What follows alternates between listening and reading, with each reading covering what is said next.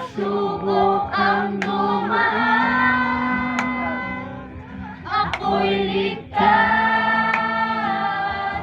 at sa'yo'y mananaan.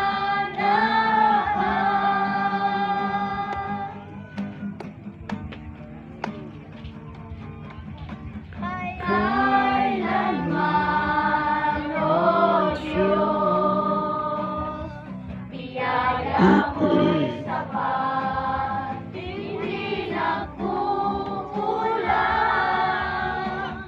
Kailanman, O Diyos, wala nang papantay, pag-ibig mo'y tunay, pangako mo'y di mo iwan. Hindi mo kami pababayaan, anumang pagsubok ang lumaan, ako'y ligtas at sa'yo'y mananaan. Di mo iwan, hindi mo kami pababayaan, anumang pagsubok ang dumaan, ako'y ligtas at sa'yo'y mananaan.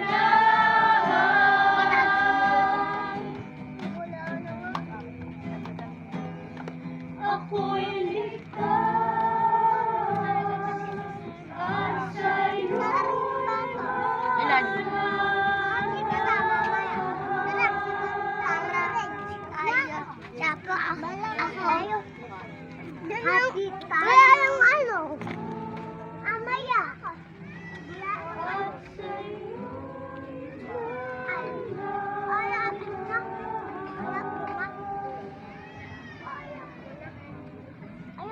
Ayaw na po manalangin sa akin. Ama, Amang Diyos na makapangyarihan sa lahat, nilikha ng langit at lupa. Nagpapasalamat po kami. Tunay po, yung mga pangako mo, walang kapantay, walang katitan. Yung pangako mo, agad mo, tinutupad po. Nagpapasalamat po kami sa pag-ibig, pagmamahal niyo po sa amin, na kaya po kami narito sa inyong harapan dahil naranasan namin ang pag-ibig at pagmamahal na hindi namin naranasan kahit sino man po kami. At nagpapasalamat din po kami sa kabutihan at katapatan niyo po sa aming mga buhay po, Panginoon. At unay po na habang kami narito sa mundo, wala kami ibang mamahalin, wala kami ibang paglilingkuran, at wala kami ibang itatanghal sa aming mga buhay, kundi ikaw lamang po kami. Kaya ang lahat po ito ay ibinabalik ko po sa inyo sa pinakamataas na pupuri pong samba, pagdakila sa pinakamatamis na pangalan ng Panginoong Jesus. Amen.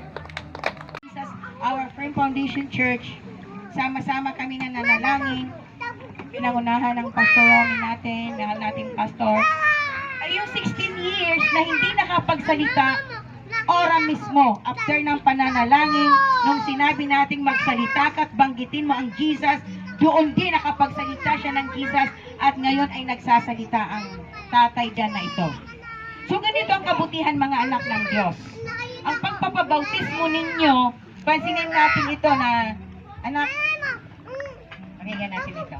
Ang pagpapabautismo ninyo, hindi kami para nagparami. Okay? O organisasyon o samahan lamang. Ang pagpapabautismo ninyo, dahil nagdesisyon kayo na sumunod sa Panginoong Hesukristo. Ito yung totoong pagtanggap ninyo sa Diyos. Okay? Tunay na wala tayong maipapagmalaki kung wala sa atin ang Diyos. For example, nagkasakit ka, kagaya niya. Kaya ka ba pagalingin ng pera nang dahil naghanap buhay tayo nung time na yon? Hindi tayo kaya pagalingin ng pera, tama? Amen po ba? Kung walang Diyos sa buhay natin, walang kagalingan. At ang Diyos, pag nagpagaling siya, hindi mo kailangan gumastos. Hindi mo kailangan magtrabaho para kumita ng pera para pampagamot. Okay? Pag nagpagaling ang Diyos, tumawag ka sa Kanya, nasa sa iyong authority ng Diyos, sumunod ka sa tubig ng bautismo, tinanggap mo ang Diyos sa buhay mo, nasa atin lahat ang kagalingan. Hindi mo kailangan mag-maintenance. Magpapatutuo ako sa inyo. Bago ako nangaral sa market sa evangelist, nangangaral ako tuwing Sabado sa palengke, binigyan ako ng sakit ni Satanas. Si Satanas ang naglagay ng sakit. Kaya kung papansinin natin, Diyos ko, ano ba itong pagsubok na ito? Huwag mo naman akong pahirapan. Ang Diyos hindi nagpapahirap. Pag-ibig ang Diyos. Bakit nagkakamero ng sakit ang tao? Maraming kadahilanan. Ako nakita ko ang dahilan.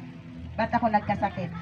Pilit pigilan ni Satanas ang kabutihan ng Diyos na ipararating sa maraming tao. Ang pag-ibig ng Diyos na ipararating sa mga tao. Kaya nung time na yon, nagkasakit ako 1 month before atin, 1 month before na magmamarket evangelism, nagkasakit ako nagkameron ako ng high blood, 210 over 150. Sa isang kagaya ko na hindi naman ako nakaka-experience ng ganong sakit, hindi naman ako nag-high blood kasi low blood ako. Ang sabi ng doktor, ako daw ay comatose o lang tanggulan. Kung ako man daw ay nabuhay nung time na yon, sa paningin ng tao yon.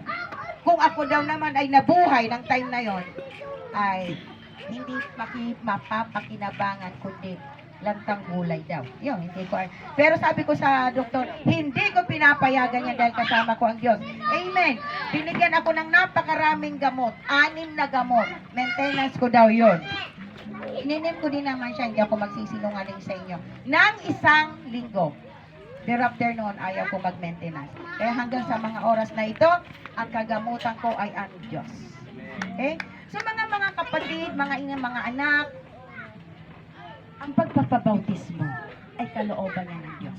Pagsunod natin yan sa Diyos. Bigyan natin ng oras ang Diyos. Dahil sa totoo lamang, wala tayong maipagmamalaki sa ating mga buhay kung wala ang Diyos. Tama ba, Mare?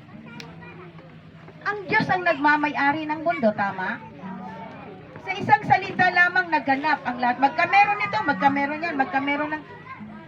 Nangyari ang lahat ng ito sa isang salita ng Diyos. Buhay mo, buhay ko, hindi pag-aari natin. Pag-aari tayo ng Diyos. Ano ba yung maibigay natin ang oras? Huwag natin bigyan ang mundo. Ang mundo, ilang beses tayo nagtatrabaho. Ilang taong ka na, anak? Ikaw, anak. Ikaw. Ilang taong ka na? 23. 23 ka na buhay sa buong mundong ito. Nang hindi mo kilala ang Diyos. Tama? Ang totoong Diyos na buhay. Kasi ako, dinanas ko rin yun. Yung Diyos-Diyosa na kinikilala ko ay walang So, tapos na yun. So, 23 years ka na buhay sa mundong ito na hinihingi sa iyo ng Diyos wala pang isang araw. Nabigyan mo siya ng oras. Kaya?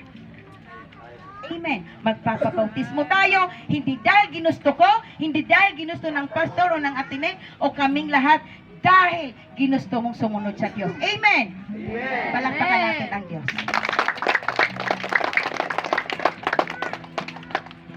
Kasi ang kamay, gusto magpabautismo. Salamat. Linda! Okay.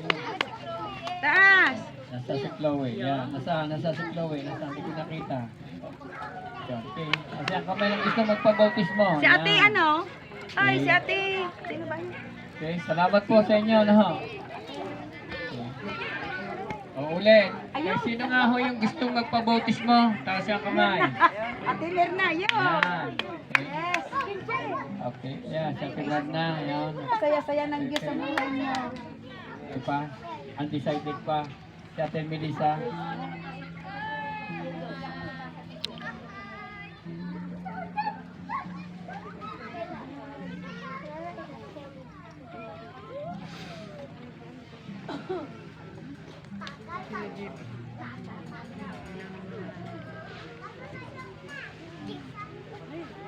Linggo-linggo ho yan, linggo-linggo. Tuwing ano yan? Tuwing? Linggo, nasa Cavite kayo. Sa Martes tayo magpapalit. Ang Diyos ay maraming kapara. So, Hindi ito ginagawa. i-schedule po natin, hindi po hindi po yung dadating na linggo. Dahil Walang mawawala sa inyo instead na magkakaroon. trabaho. Kaya sa gabi po ay, para sa malaman ninyo, sa gabi po ay kami nandun sa pabilyon dito. Sa pabilyon po tayo para mangaral ng maraming tao. So magliligtas po ang Diyos. Ano? So kung kayo makakarating daw sa linggo, alas 7 ng gabi, nandun po kami lahat. At humingi po tayo ng permiso, paintulog kay Mayor Tony ng slot para mangaral sa napakaraming tao. Kasi kailangan ang lahat ng tao ay makarinig kung may paabot ang pinangako ng Diyos na kaligtasan sa lahat ng tao. Okay?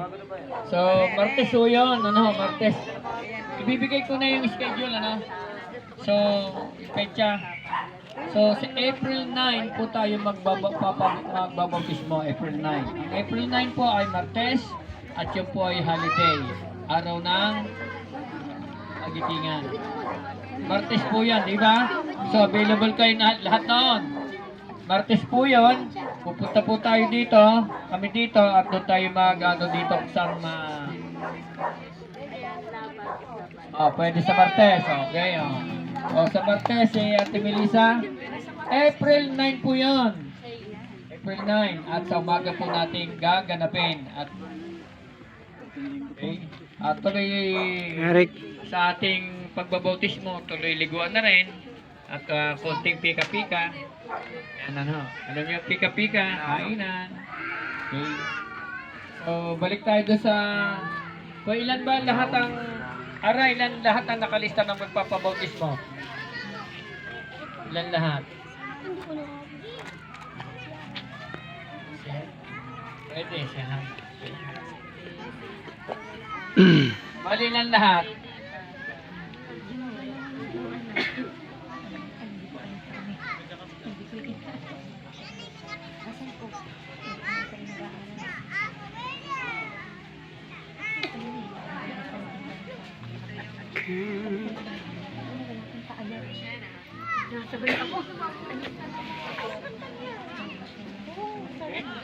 So habang nililista ang pangalan, okay, pag-usapan po natin tungkol sa bautismo.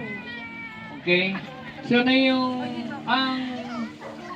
ang bautismo ba religious grupo ng isang religious grupo, hindi pinag-uutos ba ito ng tao?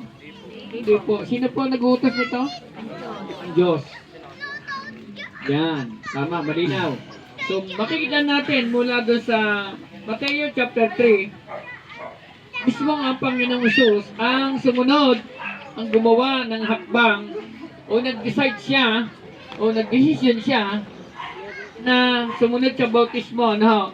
Ang totoo, ayaw ni Juan the Baptist na bautismuhan ang Panginoong Hesus. Ang sabi ng Panginoong Hesus diyan doon sa Mateo chapter 3, ang sabi ng Panginoong Hesus, kailangang mangyari ang kalooban ng Amang nasa langit. Ibig sabihin, ang pagpapabautismo ay kalooban po ng Diyos. Ang Diyos po mismo ang nagsasabi at nag-uutos nito. Sino naman yung babautismuhan? Okay? Tandaan natin, ang Panginoong Hesus ang unang-unang nagpakita ng halimbawa. Ito po'y galing sa Diyos. At ito ay pinag-uutos niya sa lahat ng tao. At sino yung pwedeng bautismuhan? Ang pwedeng bautismuhan ay yung taong nagkaroon ng personal na relasyon sa Diyos. Ibig sabihin, kung tinanggap niyo si Jesus Christ bilang Diyos at Panginoon ng inyong buhay, ibig sabihin, kayo po ay pinapahintulutan na magpabautismo. Katulad ng pinag-aralan natin nung nakarang linggo na yung eunuko, tama? Yung eunuko walang naiintindihan. Tingnan nyo ha. walang naiintindihan tungkol sa salita ng Diyos, wala siyang nauunawaan. Alam niya, siya ay reliyosong tao, siya ay may takot sa Diyos, pero wala siyang relasyon sa Diyos. At para magkaroon siya ng malinaw na pagkaunawa tungkol sa Biblia, kailangang ipaliwanag ni Felipe ang salita ng Diyos. At nakita ni Felipe na ang eunuko ay nagbabasa ng Bible, pero hindi niya naiintindihan. Para maintindihan niya ang kanyang binabasa, kailangan may magpaliwanag. At katulad nito na ginagawa po natin sa inyong harapan sa gabing ito, kaya ko po sinasabi sa inyo, nung may paliwanag ni Felipe sa eunuko, ang sabi niya kung sino yung sinasabi doon sa binabasa. Ang tinutukoy dito at ipinapahid na Felipe ang Panginoong Hesus na ating tagapagligtas. At nang maunawaan, nang matanggap ng eunuko, naging malinaw sa kanya, siya po mismo ay nagpasya. At ang siya po ay naging malinaw at naintindihan niya yung kanyang binabasa sa pamamagitan ng pagpapaliwanag ni Felipe. Nang makakita sila ng tubig, ang sabi ni Felipe ng eunuko, hindi pa ba ako pwedeng bautismuhan? Sabi ni Felipe, maaari kung ikaw ay sumasampalataya. Sabi ng eunuko, oo, sumasampalataya. At nung sabihin niya, sila po ay lumusong sa tubig at siya po ay binautismuhan ni Felipe. Okay? So anong naramdaman? Anong naramdaman ng eunuko nung siya ay bautismuhan? Tuwan-tuwa. Oh, galing, ano? Natandaan. Tuwan-tuwa siya. Bakit? Kaya siyang tuwan-tuwa sa tanang buhay niya. Tingnan niyo po, sa tanang buhay niya ay hindi niya naiintindihan yung kanyang ginagawa. Maraming mga tao ang nasimba, maraming mga tao, may mga relihiyon pero hindi nauunawaan ang ginagawa. At para lang maunawaan, kailangan may magpaliwanag. At nang ito'y may paliwanag sa eunuko, siya ay dagling sumunod sa tubig ng bautismo. Ikalawa, sino yung babautismuhan? Kung ikaw nagkaroon ng personal na relasyon sa Diyos, ibig sabihin ng personal na relasyon sa Diyos, ikaw ay tiyak mo sa langit ka pupunta. Yun ho yun. Hindi po ako pwedeng magbautismo na para lang maging member kayo ng simbahan. Hindi po ganon. Hindi para kami magparami ng mga member. Hindi po kami ganon. O para lang kayo maka-attend, kailangan naiintindihan ninyong maigi ang lahat ng ito. So yung babautismuhan ay yung alam mong sa langit ka pupunta. Tatanungin ko kayo ha, alam ba ninyo sa langit kayo pupunta? Opo. Amen. Dito. Alam ba ninyo sa langit kayo pupunta? O sino may sabi dyan, hindi po? Hindi ka pasyon? Hindi kayo ni. Nasaan yung ating magigiting na ano dito? Ano mo yun? Ipukod mo ito at dali mo siya doon sa bilin. Dali mo siya sa liwanag.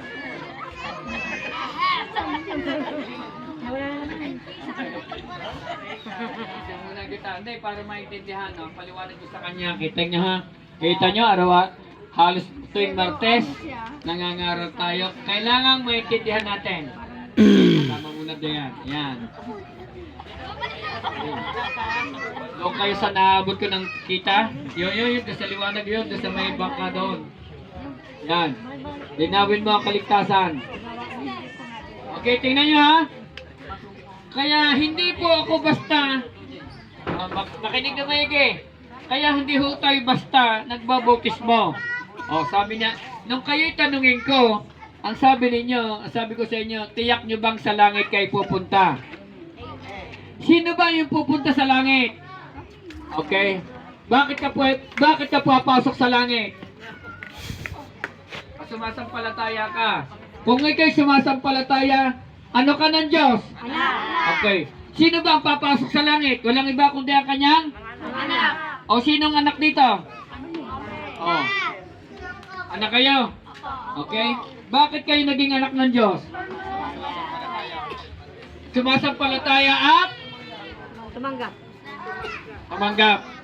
Ibig sabihin, sino ang tumanggap at sumampalataya kay Jesus Christ? Okay. Ganun lang kasimple yan. Uulitin ko po ha, para maging malinaw. Sabi ng John 1:12, ang lahat ng nanalig at sumampalataya sa Kanya ay binigyan niya ng karapatang maging anak ng Diyos. So sabi doon, kung sumampalataya ka at tinanggap mo siya, ibig sabihin, sumampalataya ka at tumanggap sa Kanya, ikaw ay Kanyang tinatawag na oh. Naging anak ka, hindi dahil sa pag-anib mo sa isang relihiyon o sa isang simbahan. Naging anak ka ng Diyos o tinawag ka anak ng Diyos dahil ikaw ay tumanggap at sumampalataya sa Kanya. Yun ho yung malinaw doon. Kaya ka tatawaging anak. Hindi dahil nakahatid ka sa amin, ay anak ka na. Hindi dahil ikaw ay nakapag-church, papasok ka na sa langit. Hindi dahil ikaw ay nakasama kay Ate Melissa, kay Ate Merna, ikaw ay papasok sa langit.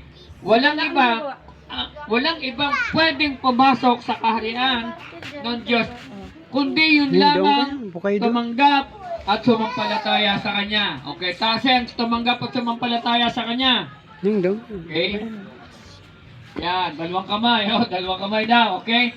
Kung ginawa niyo po ito, kayo po ay malinaw sa inyo na kayo po ay naging anak ng Diyos at ang mga anak ng Diyos ay handang sumunod sa pinag-uutos ng Diyos. Okay, handa ba kayo sumunod sa Diyos? Okay. O, babasahin ko sa inyo ito ha. Para malinaw. Tingnan po natin sa unang Juan, chapter 1, verse 7.